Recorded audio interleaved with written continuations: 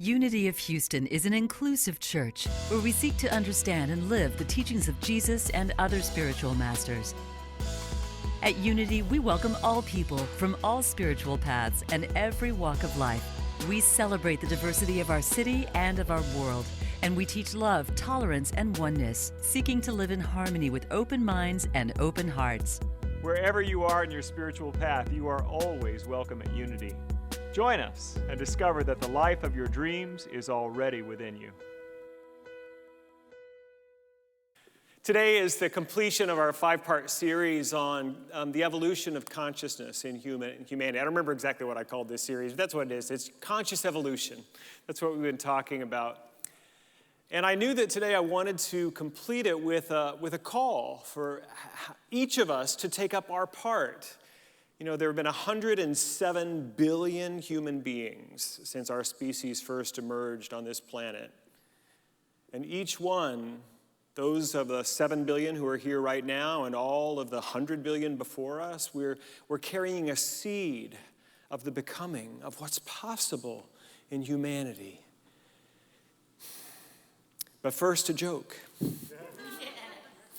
I've been using spiral dynamics as the lens through which to view human evolution in consciousness, and just a real brief reminder that blue is the level of legal law, rule following, and a lot of religion kind of hangs out here because you got to follow the right rules in order to be right with God. And then just above that is what we call the orange level. It's the return of rational mind, rational thought.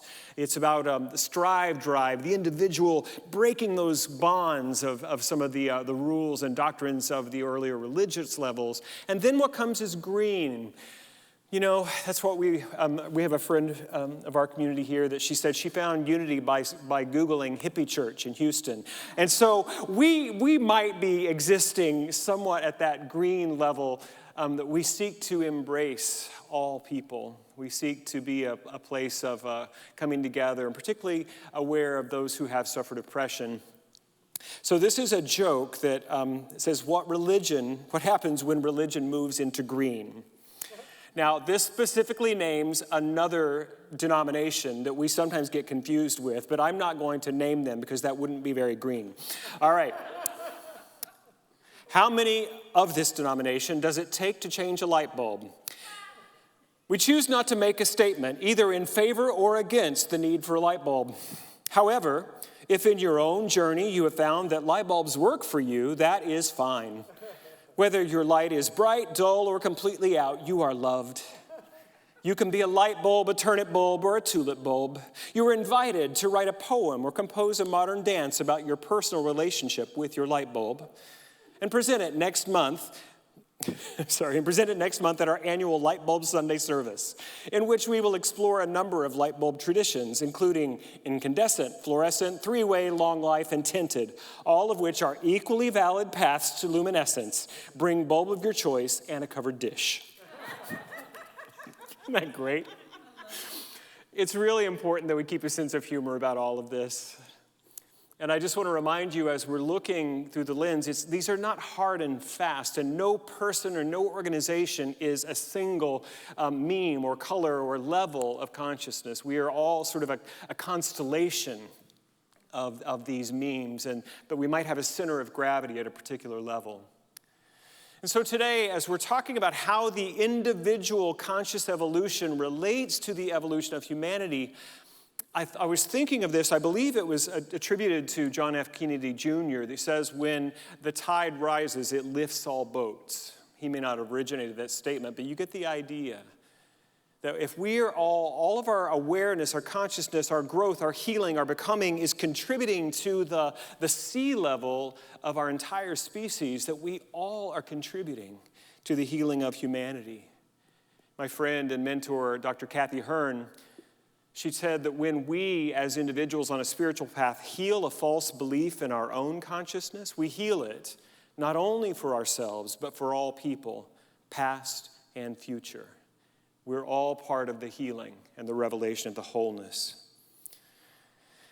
This morning, as I was preparing for the message, I've been meditating on the Psalms a lot recently. There's something about those ancient writings that so many of them are written in the midst of dark and troubling times, reaching out to the light, reaching out to God in the middle of what can be a struggle.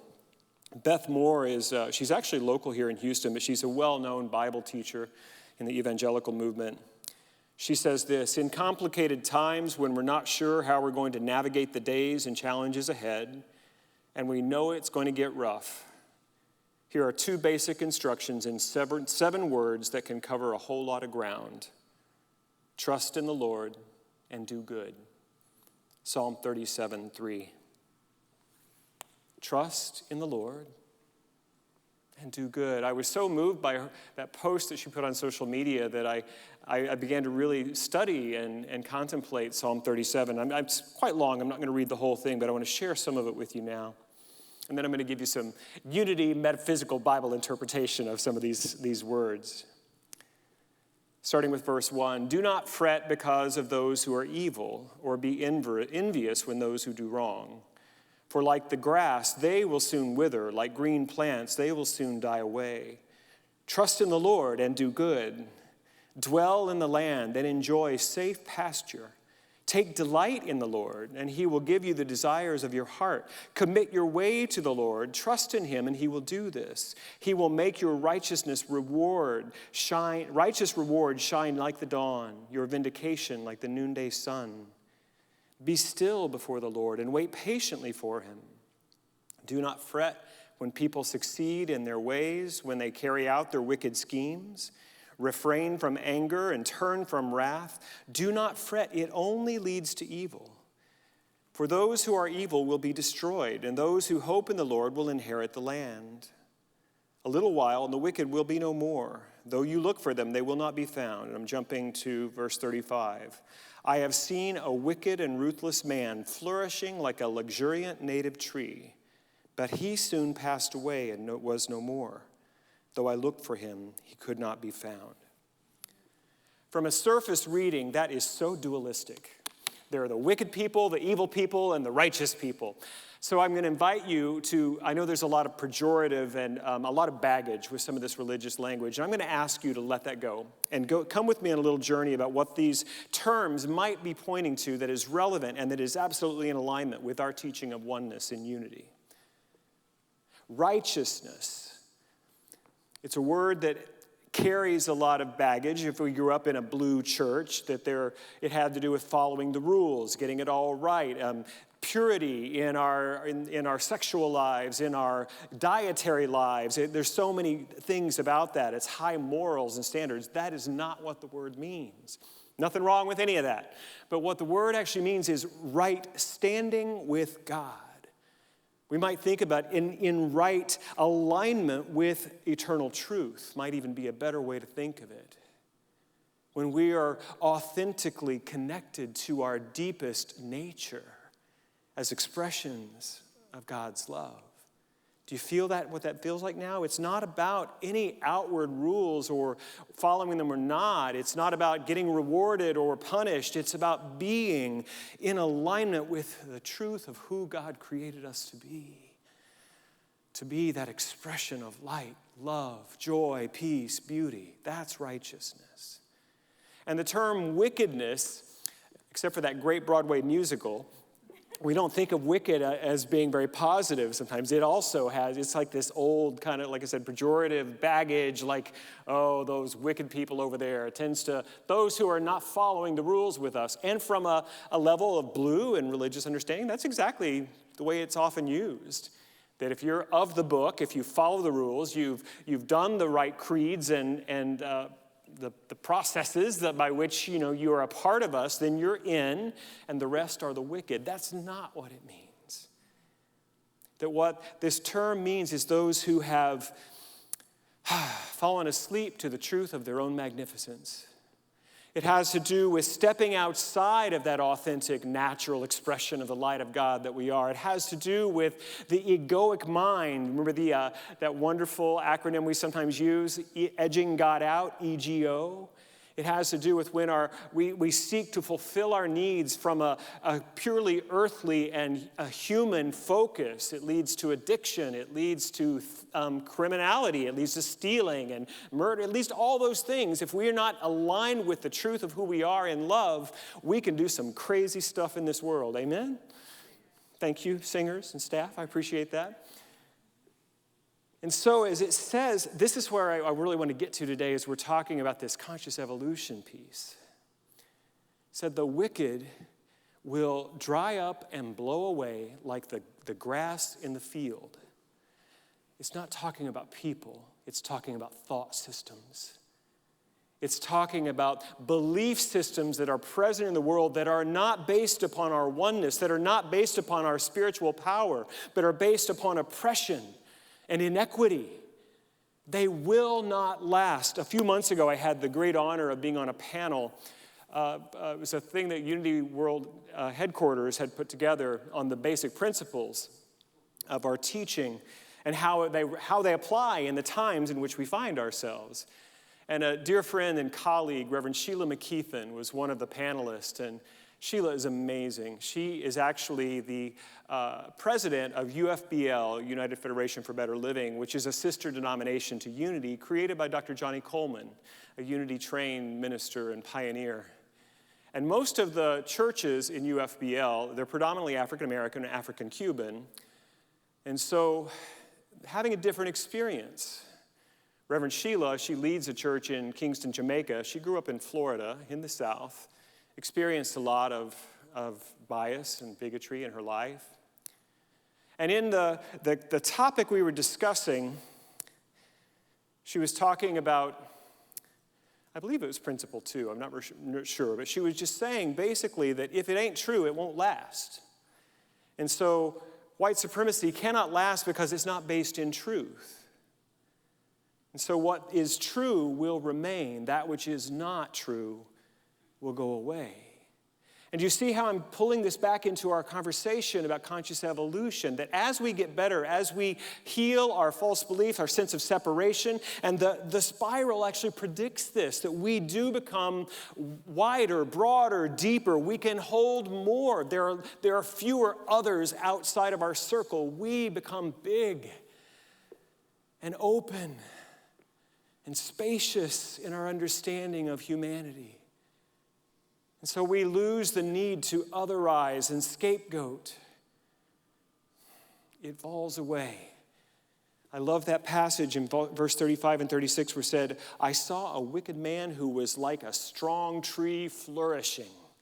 But then when I went back, I couldn't find him anywhere.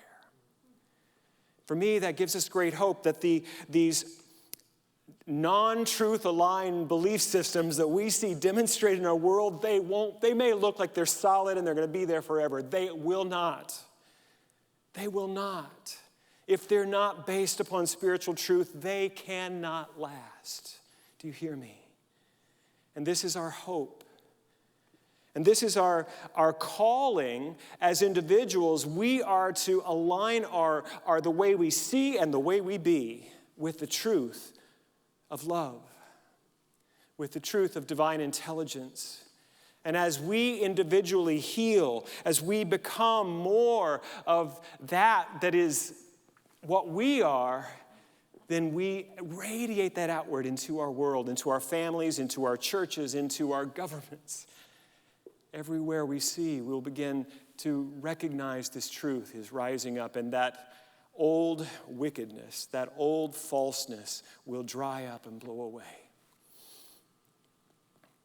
But spiritual evolution, when does it occur? And I was thinking about this. When do those old systems dry up and blow away? I'm talking about the individual right now. It's when something within us that we've held on to that we thought to be true is revealed as false, and that belief dies. That is when we evolve. When we have, and it may not even be wicked, it might just be limited. You know, it might just be that it's a belief that served us well for a time, but we've outgrown it. It will no longer support the greatness of who we're becoming. And so when that belief structure is revealed to be limited or false, and we allow it to What was that song that you sang, Siobhan? I give myself away. Anything that's not in alignment with my truth, I'm going to give it away. Then we're free to move into a higher realm, a higher idea, a higher way of living in this world. That's what it's all about. You all know I love stories, and I've been using a lot of individual stories. Since we're talking about human conscious evolution, it's been beautiful to find stories of people who are demonstrating this growth and this becoming. And I've been wanting to share with you the story of Derek Black for some time, and I thought today is the day. If you don't know Derek Black, let me tell you a little bit about him.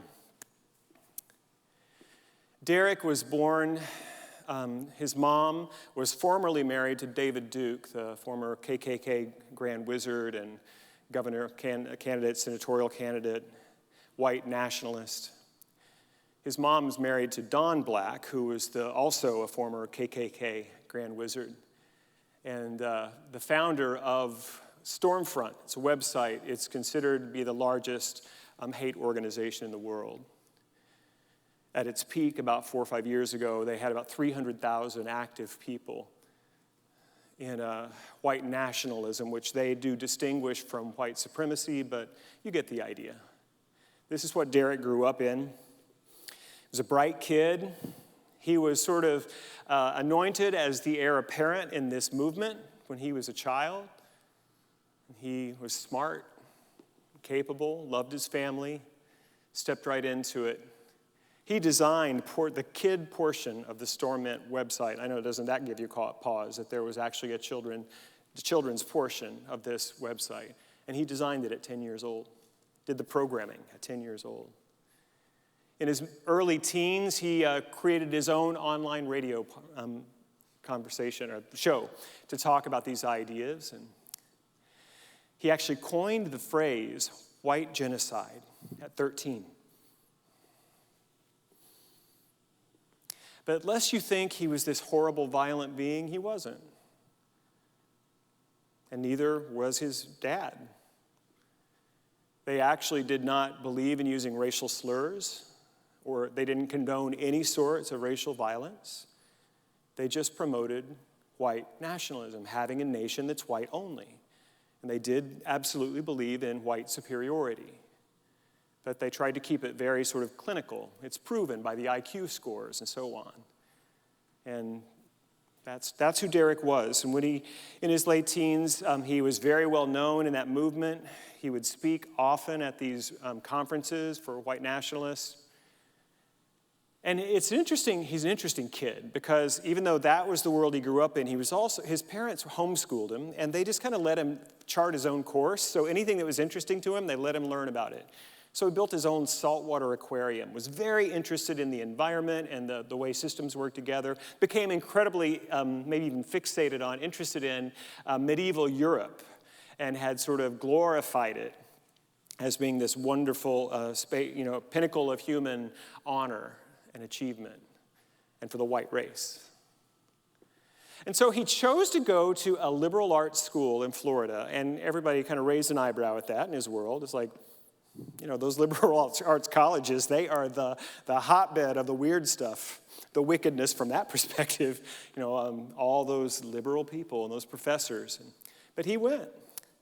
He made the decision to keep his family and his ideology and his politics quiet. He didn't talk about it. He was just, again, continuing his practice of studying what was interesting to him. Medieval history was really interesting to him. About a year and a half into his college program, he had the chance to go to Germany to study abroad. He wanted to improve his German. He wanted to learn more of the history there. And while he was there, it was revealed on what's called the Forum, which is the student social media platform, who he was. And they were showing this is a member of our school, this white nationalist who has these radio shows and who coined the term white genocide. He's one of our students. And you can imagine, in a small liberal arts college, it set off quite a furor. And so he came back to the college campus in the midst of all this, and he moved off campus, just kept to himself. He didn't quit. And there was a lot of conversation among the students. What do we do? Do we get rid of this guy? He stands for everything that we're against. And a lot of people did. They protested his being allowed on campus. And people didn't know him, used rude gestures when they saw him on campus. But one guy, I don't want to get his name right because I thought it was pretty amazing. Matthew Stevenson. Now, Matthew wasn't the only Jewish kid on campus, but he was the only one who was orthodox in his practice, and he wore a yarmulke 7 days a week whenever he was out. He practiced Shabbat in his apartment and invited friends for the Friday night traditional dinner and service. And he decided to invite Derek Black to Shabbat. And his friends were like, "What the heck are you doing? Inviting this white nationalist to Shabbat?" Because white nationalists don't really view Jewish people as white. They're part of the problem. But Matthew had this idea. He got this idea that if we can be like water that is pushing against the stone, we may not see a lot of results, but it's a gentle, soft approach to changing someone or changing something. And so when he had Derek over for his first Friday night Shabbat, there were only a couple other people because the rest left.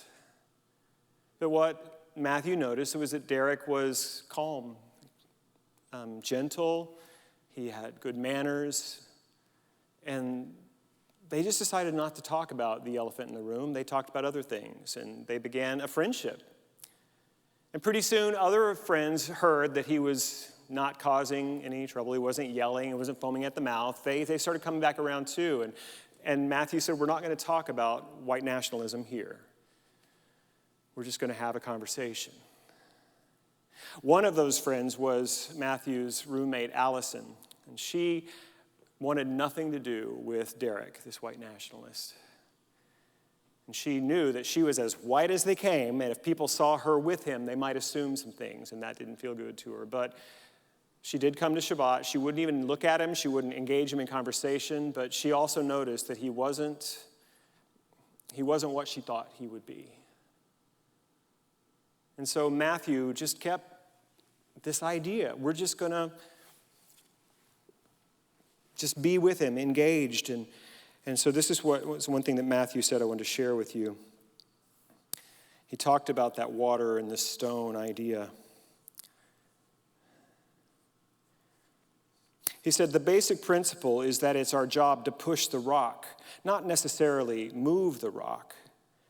That's the only part we can control. Just give it time. In other words, we're not seeing Derek change by our friendship, but we're just going to keep doing this.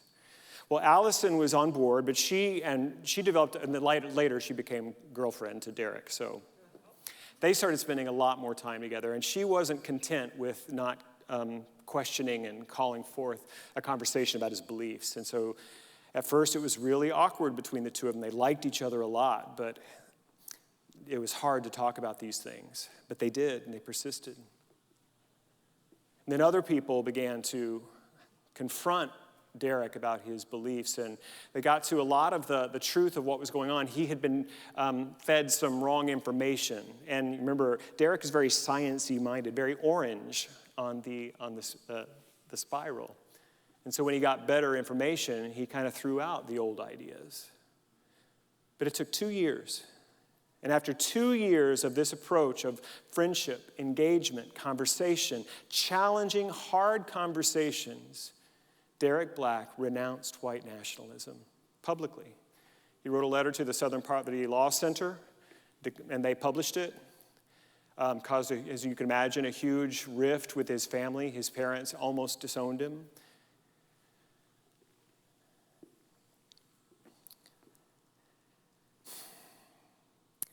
The thing I want us to remember about this story is that change often comes slowly, and change often doesn't come, at least not in the way that we had hoped. Matthew and Allison, Derek's friends, had faced a lot of pressure. They thought they weren't helping anyone. But they persisted. Even after Derek had disavowed white nationalism, he didn't want to be public about it. As you can imagine, he was like a 20-year-old kid. He just wanted to leave it behind. And so he for graduate school, he moved across the country, took a different name, just wanted to leave it alone. But Allison, his girlfriend, they can have influence, I hear. She gave a little bit more pressure. It's like, I think you need to think about this. There's so many journalists asking for the story of how this prominent white nationalist teenager had come to evolve and disavow this teaching. And eventually what happened was that Derek had this realization that even though he was no longer supporting or cultivating that false belief system, the seeds that he had planted were still flourishing and growing all around him. Like that tree from Psalm 37. It looked so healthy, unfortunately. And so a couple of years ago, Derek made the decision to tell his story, and it's a wonderful book called Rising Out of Hate. And if you're interested in more of the story, I would encourage you to get the book and read it. There's a quote from William Faulkner. It says, "The past is never dead. It's not even past."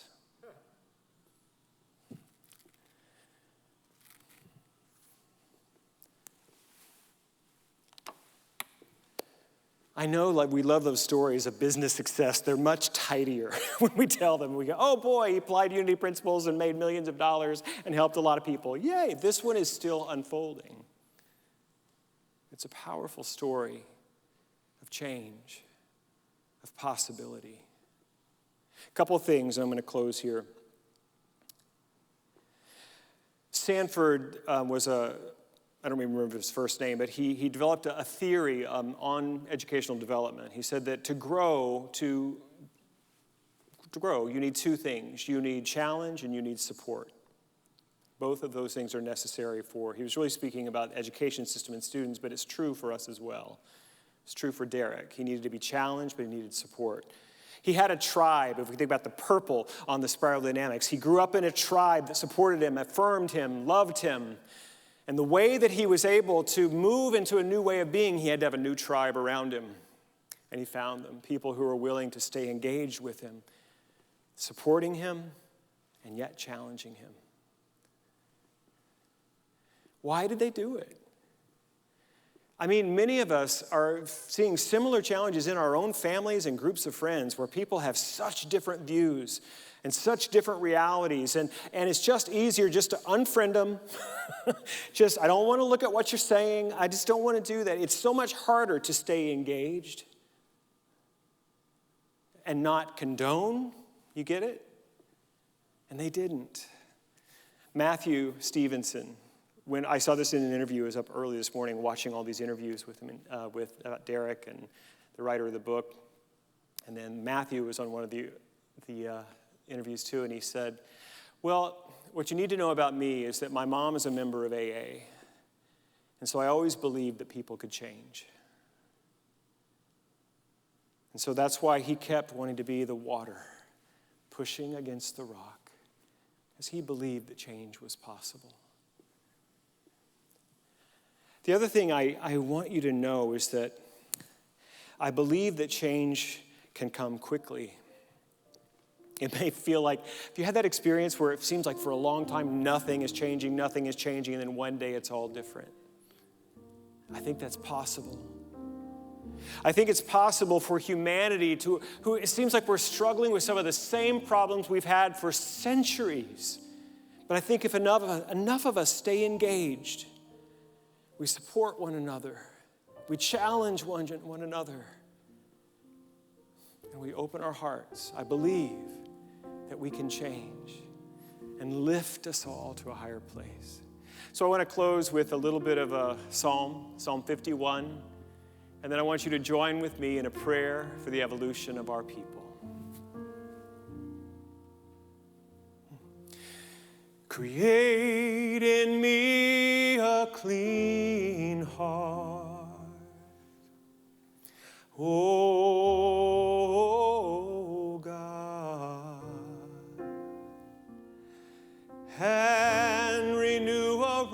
right spirit within me.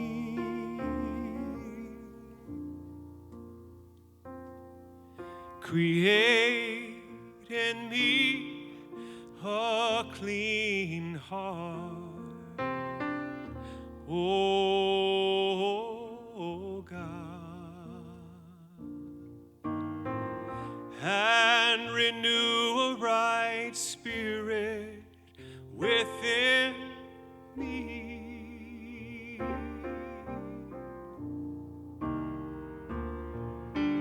Cast me not away from thy presence, O Lord.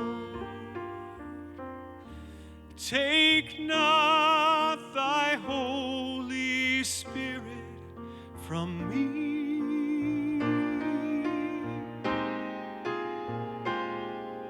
Restore unto me the joy of my salvation, and renew a right spirit within me.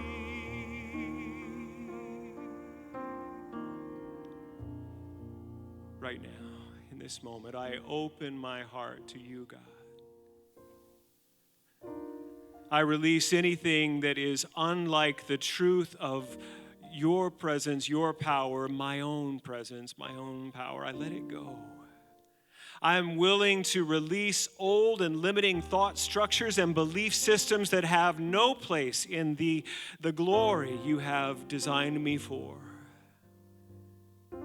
I am willing to be broken open, to let the lesser die and dry and blow away, that I may inhabit the greater. So what I know in this moment is that all within the sound of my voice are joining me in this prayer, that this community, Unity of Houston, is poised and ready to be a beacon of healing, of growth, of becoming more of who we already are. And so we say yes, create in us a clean heart as we seek to release any false idea, to step more fully into the possible thinking, the possible living, the possible actions and words that will unite humanity, that those who are broken shall be made whole, those who are ill will become healed, that we may reveal the truth of us. We say yes. We give thanks. And so it is. Amen. Thank you for watching this message today. I'd like to invite you to join us in person here on campus at Unity of Houston for Sunday morning or Wednesday evening services. If you can't be with us here on our campus, you can still join us live on Facebook or on our website, unityhouston.org, Sunday mornings at 11 a.m. Central.